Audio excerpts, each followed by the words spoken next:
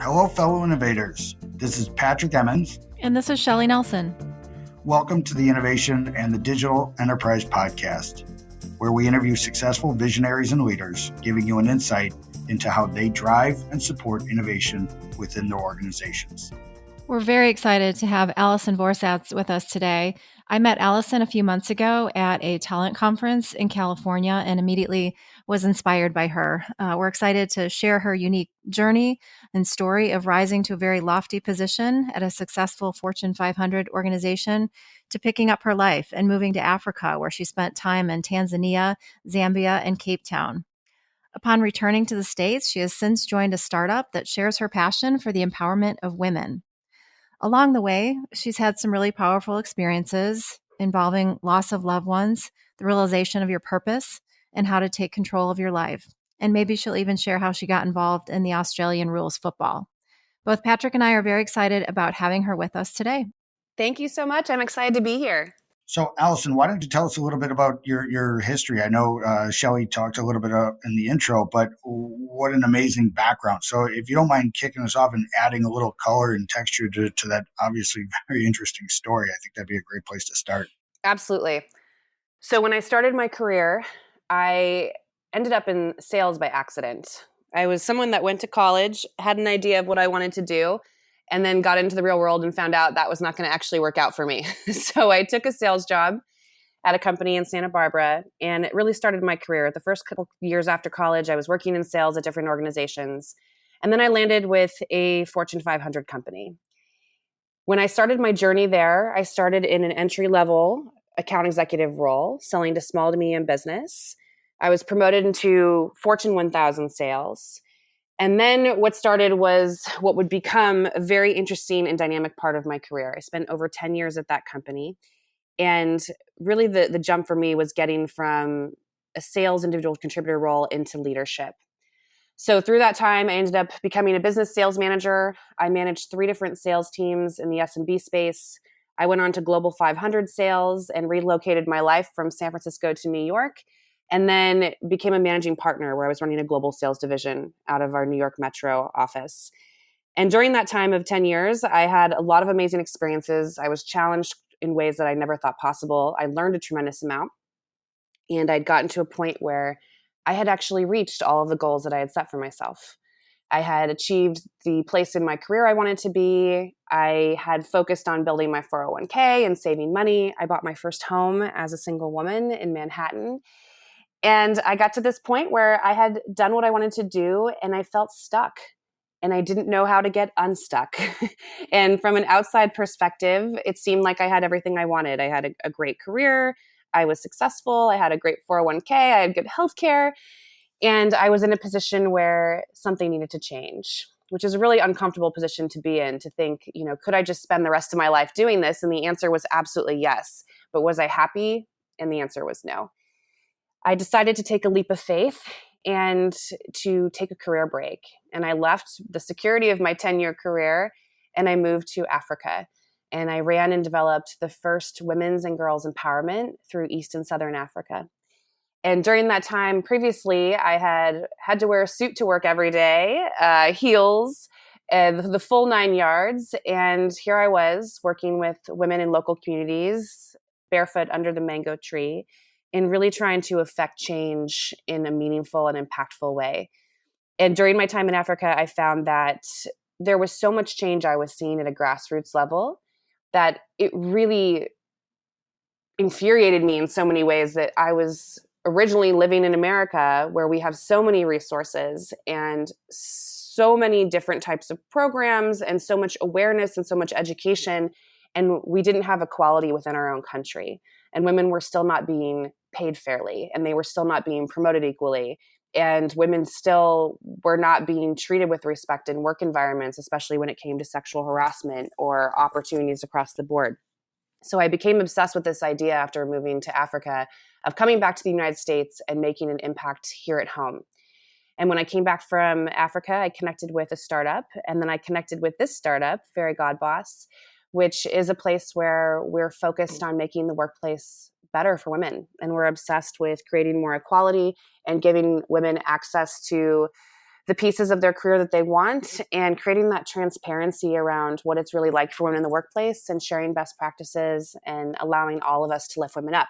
So it's been an amazing journey with a lot of bumps and challenges and opportunities along the way that have really taken me to where I am today. And I think back in my time previously in Fortune 500, where often throughout my career, I was the only woman in the room, and I was advocating for women on a very grassroots level in the company. I would see another woman in my department or see a woman that was in a more junior position, and I would offer to mentor her. I would offer to guide her and help her and sponsor her. And I've taken that experience, and now I'm on the opposite side where I work with companies and help them really focus on having more inclusive cultures and making an environment that is going to allow for women to reach the success that they deserve. So how does if you could tell us a little bit more about how Fairygodboss goes about accomplishing that mission? Absolutely. So the reason Fairygodboss was founded 4 years ago, and we have two female founders, was that one of our founders, Georgine Huang, she was in her career and she was at Dow Jones in New York City, very successful in an executive role. And they went through a major management shakeup, and her position was terminated and she was fired. And during that time, nobody knew this in her office yet because she hadn't shared this, but she was 2 months pregnant.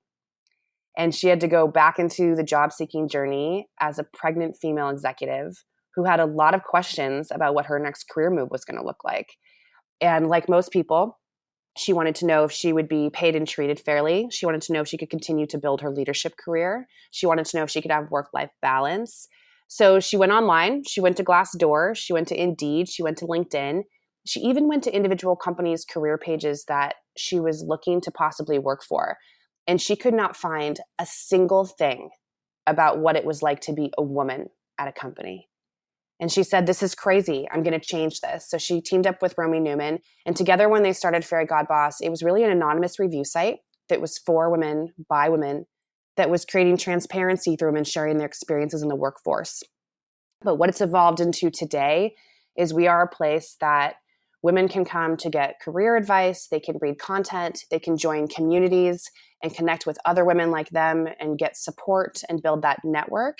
We're also a place that women come to look for jobs and to really learn about which companies care about gender diversity and what it would be like to work at that company and in that culture.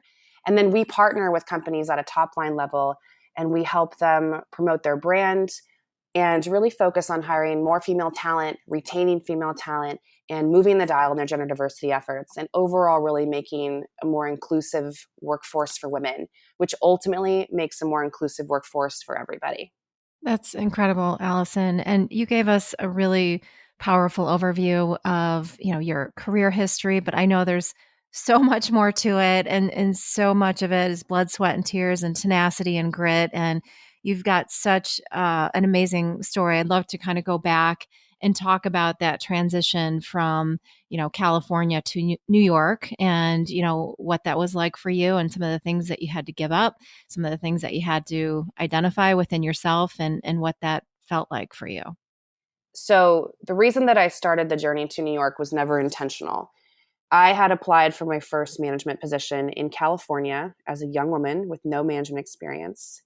And in most cases, what would happen is you would go through an interview process and someone would make a decision about you either way. I was in an environment, though, where there were mostly men, almost all male managers, and everyone was significantly older than me. So what they did instead was they gave me a stretch assignment.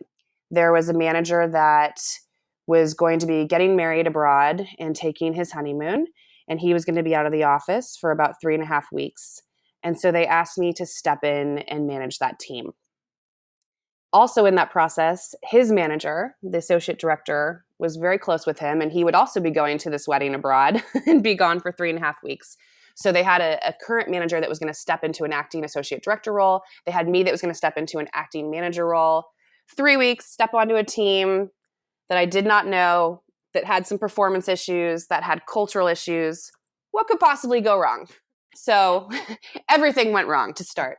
And I didn't have any coaching before I stepped in, and I didn't have a lot of support when I was in the role. So that dynamic is really tough when you have someone step in and there wasn't really a precedent set that I was the boss. It was more like, hey, this person's going to be watching the team for 3 weeks. So I got into the situation. The team already had performance issues, which was a challenge. And then I had a lot of cultural issues with dealing with people on the team.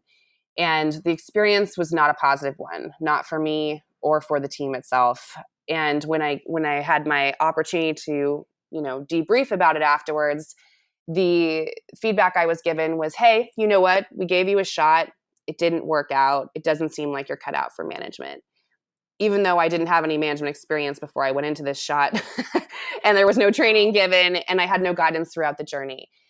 And, looking back now, when I look at that moment, there were definitely things that I did not do well and, things that I didn't even know that I didn't do well because I was so new to management and I was young in my career. And there were also a lot of things that were sort of set up that did not set me up for success in the first place. So after that experience, I was not going to get a management job in San Francisco. It wasn't going to happen. And that's when I realized the first of three really key things that affect your ability to promote and have your career trajectory go the way you want it to. And the third one of those is performance, which I had, which is why I was asked to step into the management role in the first place. I'd had a successful sales career before that. But the second piece was brand. And the first piece, and most important, was relationships. And when I stepped into this acting role, I didn't have relationships with upper leadership that would be making decisions about my potential future. And I didn't necessarily have a brand either way. I was known as a good individual contributor, but I didn't have a brand as a manager. And then once I did this stretch assignment, my brand as a manager was tainted. And it was something that I wasn't sure if I was going to be able to come back from. So I decided that if I really wanted to be in a management role, I would have to change my environment. Some of my mentors suggested I leave the company, but I really loved what I was doing. I believed in the company. And I believed that someone else would be able to see the potential in me and that I would have an opportunity somewhere else in the company. So I made a list of 3 possible cities I was willing to move to, which at the time was New York, Boston, and Washington, D.C. And I started applying for jobs in those cities. And throughout this process in California and both in the New York process and the Boston process, I ended up in the final 2 candidates every single time. But every single time, I lost the job to an older male candidate.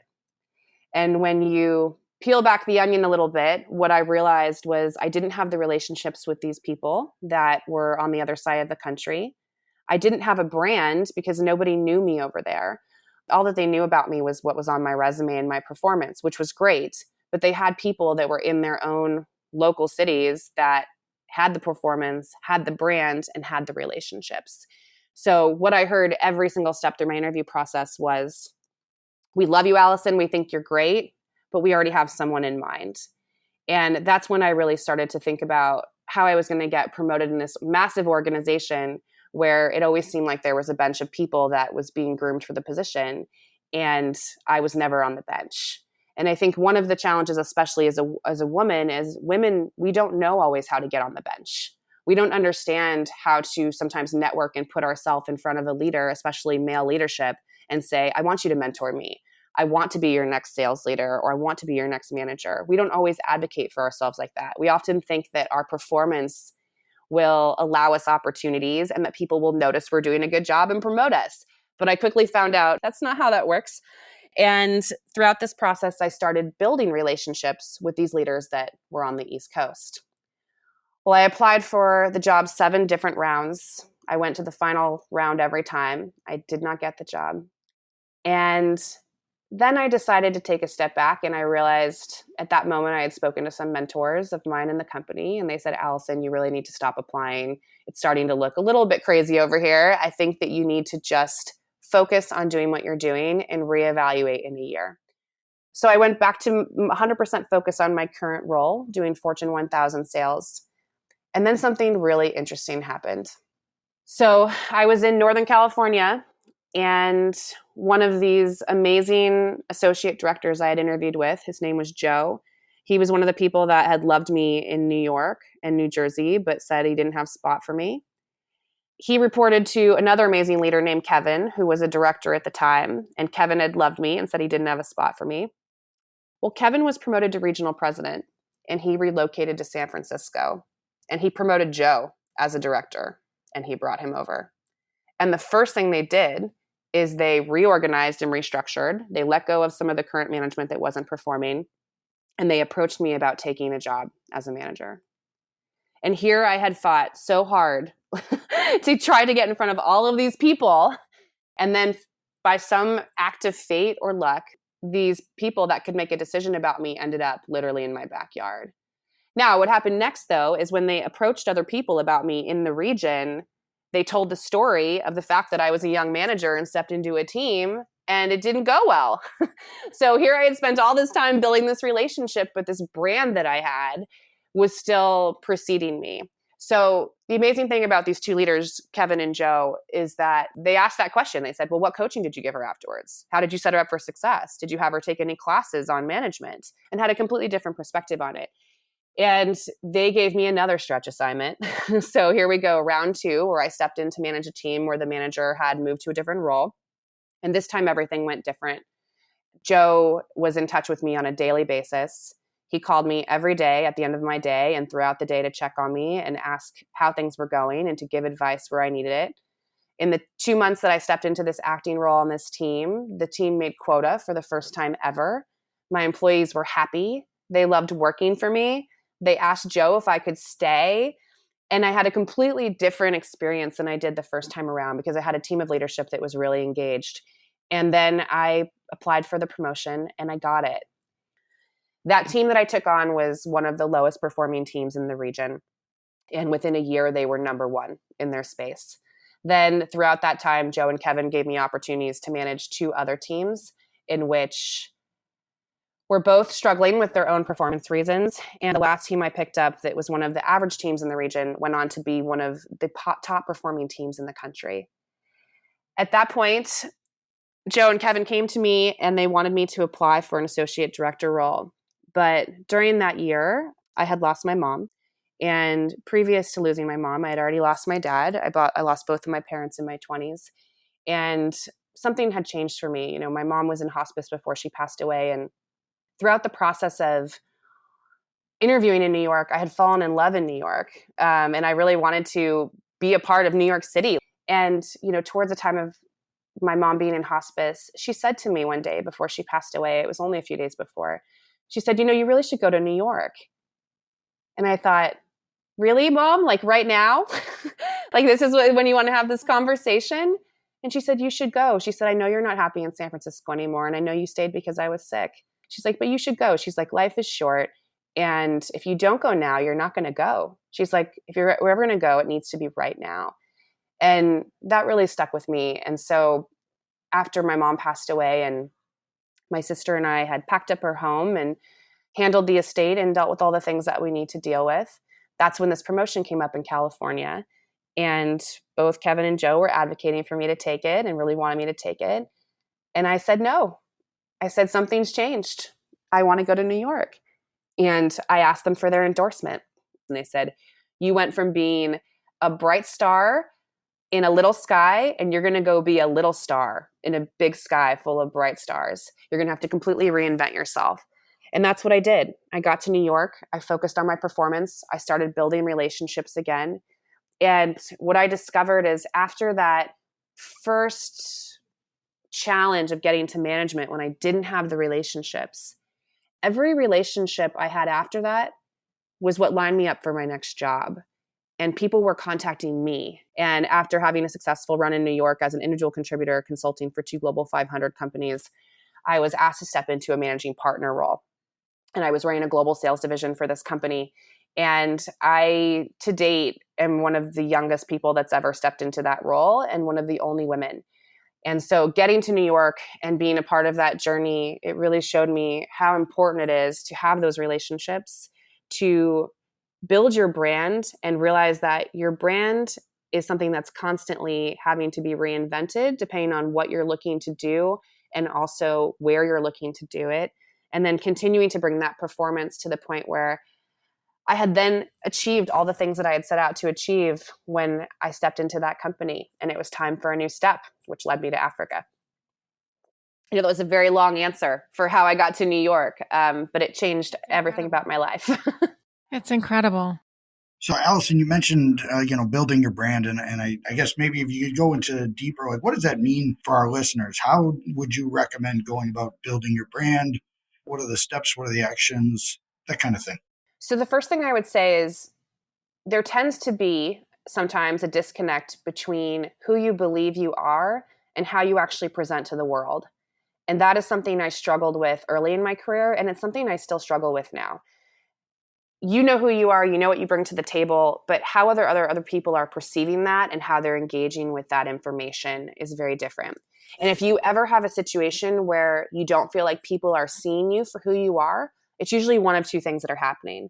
Either you're not presenting the version of yourself to the world that you want people to see, or there are other things going on with those people in terms of egos or insecurity or misunderstanding where they don't see you for how you're presenting yourself. They're assuming you're something different, or they're making up reasons why you are a certain way or why you act a certain way.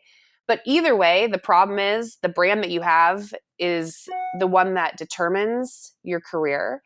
It's the conversations that are had about you when you're not in the room, about what people say about you, that determine what types of opportunities you're going to be given.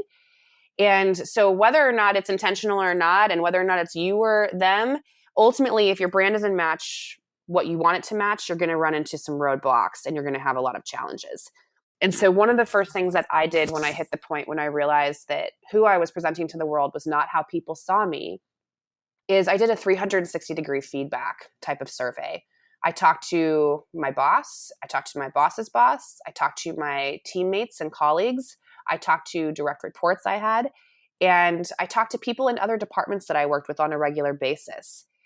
And I asked them questions about what is it like to work with me? And I couched it under the guise of, I want you to be really honest. This is a personal development exercise for me. I want to understand what it is you think about working with me. If you were to describe me to someone who had never met me, what is it you would say about me as a person and a professional? And what are the things that you think I bring to the table that are really fantastic? And what are the things that I'm missing or I need to work on? And you really have to set parameters of trust with this. Like, you have to allow people to be honest and to give their whole feedback to you. And you also have to really take your defenses down and say, I'm just going to absorb what they're saying to me, and really let them finish all of this kind of a concept. And it's easier to do it in the written form because it's a little bit less confrontational for people. And then I set up meetings with everyone to talk about what they said. And not surprisingly, most of the things that people said that were positive about me, I already knew. It was the parts that I needed to work on that I wasn't as aware of. And so taking that feedback and understanding that other people seeing you in certain ways, whether or not it's what you're actually aiming to be, that does affect everything about how people engage with you. Yeah, I think you touch on a great issue around finding your blind spots, right? Things that you think are your strengths, but they're not. I think there's also that challenge of like making sure you're talking to somebody you trust. I think you touch on a great point, but I also want to like cover the idea that, I think when people hear that, like especially, non-sales and marketing people, brand seems to be a false thing. In your experience, was building your brand about creating a false narrative or actually finding a true narrative about who you are? I think it's both. It's creating the narrative about who you are that's authentic, but also the aspirational piece of who you want to be. And I think it's okay to say, I'm a work in progress, but I want to be known as whatever it is. And when I made that transition from individual contributor to management, I wanted to be a dynamic leader that people looked up to, that my employees loved working for, that literally my employees saw more success in their career working for me than they had ever before. I wanted to coach and develop them. There were all these things that I wanted to do, that I wanted to be part of my brand, but I wasn't there yet without the management experience and without the leadership opportunities. So when I got into a leadership role, I then took the things that I wanted to be and I created daily tasks and ways for me to develop those pieces of who I wanted to be. And eventually I became that type of leader. But it really comes down to, I think, understanding it needs to be authentic because it needs to be real. It needs to be very real for you to be able to live it every day. But it also needs to have an aspirational quality that who you are today should not be who you want to be tomorrow. And you should be continuing to evolve as a work in progress as you step into new roles, as your life changes, as new things become important to you, as you work with different people that can offer you opportunities to learn and grow that are completely different from the previous leadership you worked for. And, speaking of life changes, Allison, I was also quote unquote an orphan in my early 20s. That is not an easy thing to deal with, but you also went through something even more traumatic, which I think is why you ultimately left Fortune 500. Can you tell our audience a little bit more about that? Yes. So around the time that I had decided to move to Africa and take on this journey, I made a big step. I left my 10-year career at one company. I left the security and stability of everything I had. I rented out my home to a stranger. I was in a relationship that I'm still in, and he did not want to come to Africa. So I left him in New York on this journey.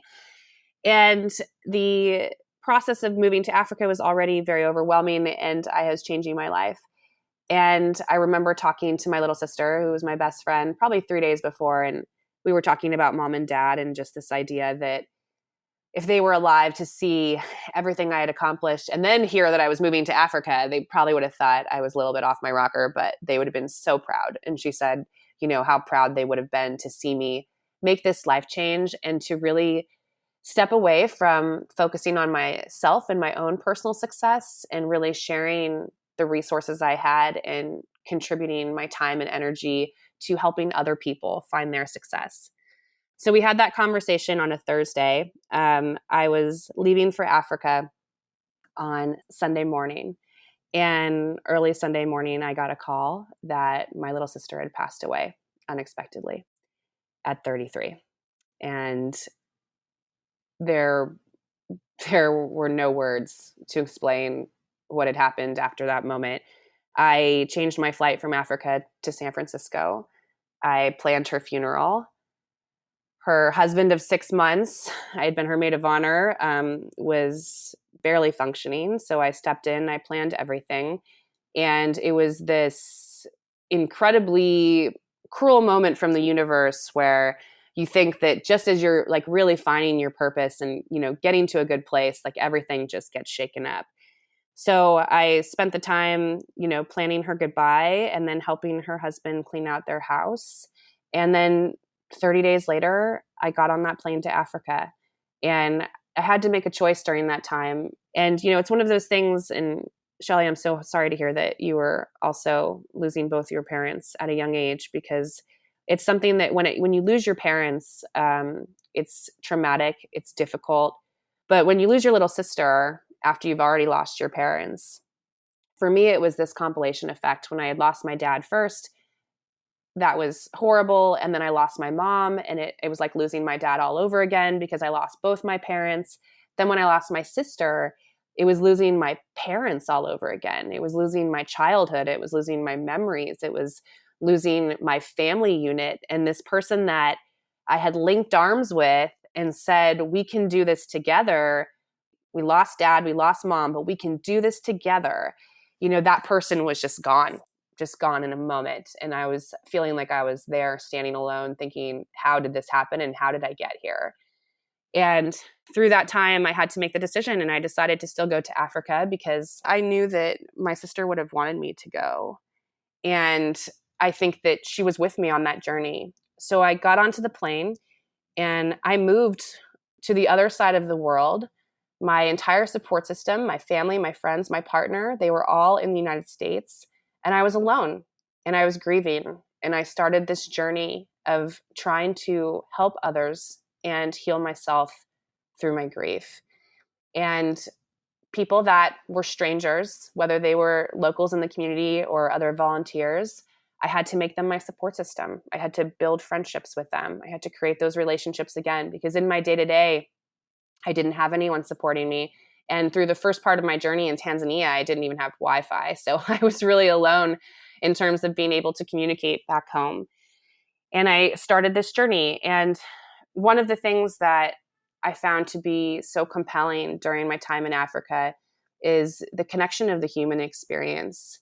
And when I first stepped into my local communities, they are probably looking at this woman who is American, who is Caucasian, who has the money and the resources to be able to quit her job and leave her career and move to volunteer, which really sounds on paper like all of the privilege that you could ever ask for in the world.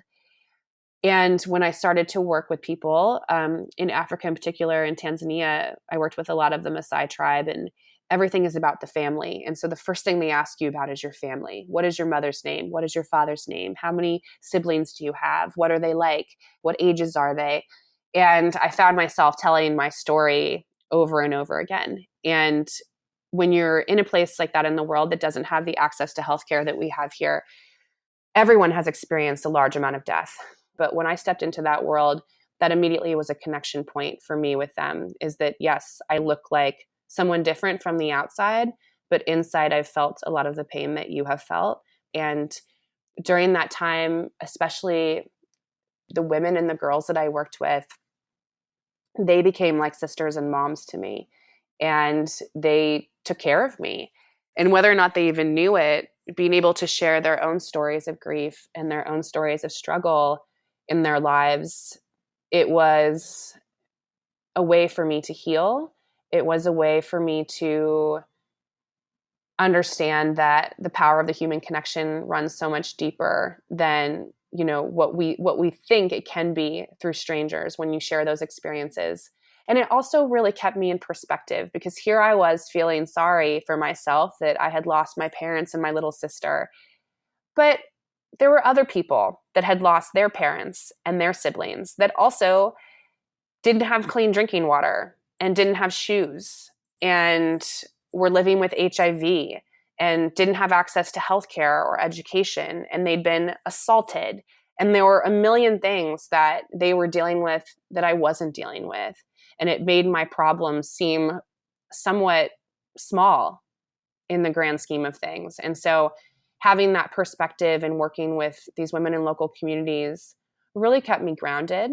It kept me focused on the fact that life is hard for everyone. And sometimes when you live in the United States, and if you're privileged enough to live in a home and not on the street, and to have education and healthcare and all of these things, and to be able to feed yourself, if you have all of that privilege, you don't realize sometimes what everyone else in the world is dealing with every single day. But you get there in that community and you're living there and you're realizing all these other people are living with so much more than I've ever had to live with. I'm actually blessed still in this situation. And so that was really important for me to internalize and to understand. And then I also found that just the process of helping others and sharing my story was allowing me to start the healing process of losing my sister too. Wow. Thank you for sharing that. And do you think that experience in Africa helped you to find your role at Fairygodboss? Do you think you would be successful in this role without that experience? It absolutely set me on the path that I'm on now. But once my sister passed away, and then a month into my trip, my grandmother passed away, who was my last grandparent and the only grandparent that I didn't lose when I was a little girl. I went through this process of, it wasn't a career break. It was actually a personal transformation. And in dealing with grief and in understanding my purpose, I had to look at life from a very different perspective. Now, it's one thing to lose your grandmother in her 90s and to know she lived a good life, and it was very sad, but it was something I could accept based on where she was in her journey. But for my sister to die at 33, it really made me think about what's important in this life. And it demanded that I have a sense of purpose, that going to work and making a healthy paycheck and being able to go on vacation and go out to dinner and do those things that I wanted to do was not enough. And I had to have a purpose in this life, because it seemed for me, maybe the timing of this, when she passed away, the day I was supposed to leave for Africa, the fact that she passed away that day, it seemed that there was a lesson here that I was supposed to unpack and figure out. And because she was so young when she passed away and she had her whole life ahead of her, it made me really think about, like, what am I actually doing here? But based on the losses I'd had in my life, I felt like I was supposed to be doing more. And so during my time, a lot of my friends would call and they'd email and they'd message and they'd say, "Hey, have you figured out what you're going to do when you come back to America yet?" And I was like, "No, stop asking me. I have no idea. I'm just trying to be present in the moment and take all this in." But I went through the process of trying to figure out what my greater purpose was. And when I was in Africa, I found that I had finally found a quiet place, which is not something I had in San Francisco or Manhattan. And in that quiet place, I had to do a lot of soul searching. I did a lot of writing and a lot of journaling. And I did a lot of time thinking on my own about what I thought this purpose in my life was supposed to be, and that somehow my sister was guiding me to find it. And I ended up coming to this towards the end of my journey, but I had spent so much time in these villages and local communities where the biggest thing that I was trying to instill was for women to find their voice. And I think just across cultures and across this world, we don't do a good job of empowering women to use their voice. And depending on where you live and who you are, often you may not even have a voice. And that was really what I wanted to get out of it. And sure, there was a lot of curriculum I was teaching around goal setting and financial savings and how to interview for jobs and how to focus on your health and all of this amazing information that women needed. What I really wanted them to do was find their voice. And I realized that in my journey of advocating for these women and empowering them to find their voice, that I had become a voice for women that could not be a voice for themselves. And I took that with me as what my purpose in this life was. And when I came back to the States and I started getting involved with startups, which, by the way, I never would have done before, the whole idea of startups was so scary. But then when I came home from Africa, I really wanted to be a part of a company that was mission driven and that was looking to make the world a better place as opposed to just make money and offer a product. This was something that I wanted to do for women. I wanted for women to help find their voice in their careers specifically, because I personally believe that when we get to a point in this world where we treat women equally in their careers, we will treat them equally in life. And so when we can get to that point where we say, we pay you equally because we value you and respect you equally. We promote you equally because we know that you have the skills and talents and experience to be an incredible contributor to this company. We hire you equally because we believe you will do this job as well as anyone else. When we get to that point, I believe that it's going to change how we deal with women in all of the personal aspects of life. And then when I came back and I connected with Fairygodboss, it seemed like this was what I was supposed to be doing, because I went from advocating in small ways at my company and advocating at grassroots level to now working with the system that's broken and working with large organizations and small organizations that want to change the culture. They want to change the system. They want to change the way things have been done in the past, as opposed to working in a one-off situation where I was helping one woman advocate for herself and her career.